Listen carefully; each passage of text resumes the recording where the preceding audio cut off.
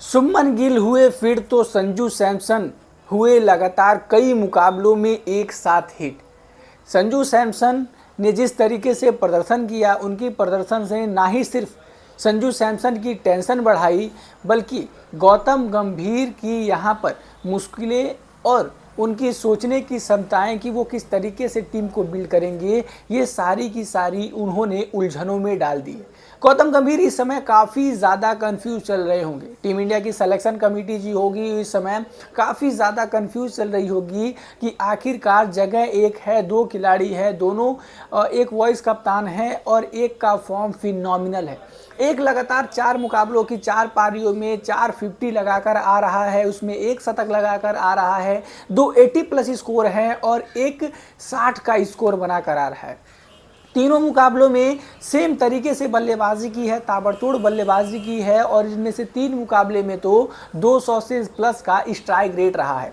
ऐसे तौर पर संजू सैमसन जो कहीं ना कहीं ये मानने को तैयार नहीं है कि मेरा ओपनिंग की जगह कोई नहीं खा सकता। जी हाँ, बताया ये गया था कि संजू सैमसन को ओपनिंग की जगह से अब हटा दिया जाएगा, क्योंकि प्लेइंग 11 में और साथ ही साथ स्क्वाड में वापसी हो रही है वाइस कप्तान शुभमन गिल की, क्योंकि शुभमन गिल ओपनिंग करते हैं और अभिषेक शर्मा जो हैं वो T20I के नंबर 1 बैट्समैन है। ऐसे तौर पर अभिषेक शर्मा या फिर T20I के नंबर 1 बैट्समैन पे आप तो उंगली नहीं उठा सकते कि आप इनको अपनी जगह से हटा दीजिए। ऐसे तौर पर आप कर नहीं सकते। लेकिन अब सवाल उठ जाता है संजू सैमसन के ऊपर कि क्या संजू सैमसन को आप टीम से बाहर कर देंगे, या फिर अगर आप उनको टीम में रखते हैं तो क्या उनकी ओपनिंग जगह जो है, स्लॉट जो है ओपनिंग का, वो आप उनके लिए बचा पाएंगे, तो फिर आप अपने उप कप्तान संजू सैमसन को किस जगह पर भेजेंगे।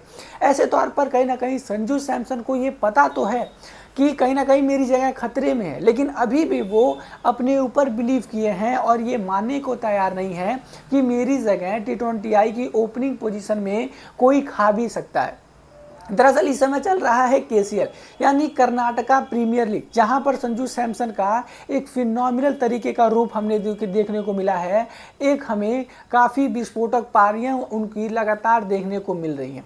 जिस तरीके से उन्होंने शुरू के 2 मुकाबले, पहले मुकाबले में वो जब नंबर शायद मिडिल ऑर्डर में बल्लेबाजी करने आते हैं, पता ये चलता है कि BCCI ने उनसे बात कर लिया है और उसे ये कहा गया है कि आप एक काम करिए, मिडिल ऑर्डर में खिलाइए और हमारे लिए एशिया कप में मिडिल ऑर्डर बल्लेबाज की ज़रूरत है, विकेट कीपर बल्लेबाज की, और आप इसकी पूर्ति करते हुए हमें नजर आएंगे।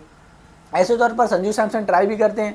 पहले मुकाबले में उनकी बैटिंग मिडिल ऑर्डर में नहीं आती है, दूसरे मुकाबले में देखा जाता है तो दूसरे मुकाबले में संजू सैमसन जो होते हैं वो सिर्फ और सिर्फ 6 गेंदें खेलते हैं, 3 रन बना पाते हैं और अपनी पारी काफ़ी जल्दी समेट कर चलते बनते हैं। यानी 2 मुकाबलों में वो लगातार 2 बार फेल हो जाते हैं देखा जाए तो। हालांकि एक ही मुकाबले में उन्होंने बैटिंग की थी, लेकिन तीसरे मुकाबले से वो अपने आप पे बिलीव करते हैं। उनके भाई जो सैली सैमसन है वो इस टीम के कप्तान हैं, तो ऐसे तौर पर वो मैनेजमेंट से बातें करते हैं और वो कहते हैं कि चाहे टीम इंडिया में मेरी किसी जगह बने, लेकिन मैं यहाँ पर ओपनिंग करने वाला हूँ, मैं यहाँ से अभी से हार नहीं मानने वाला हूँ।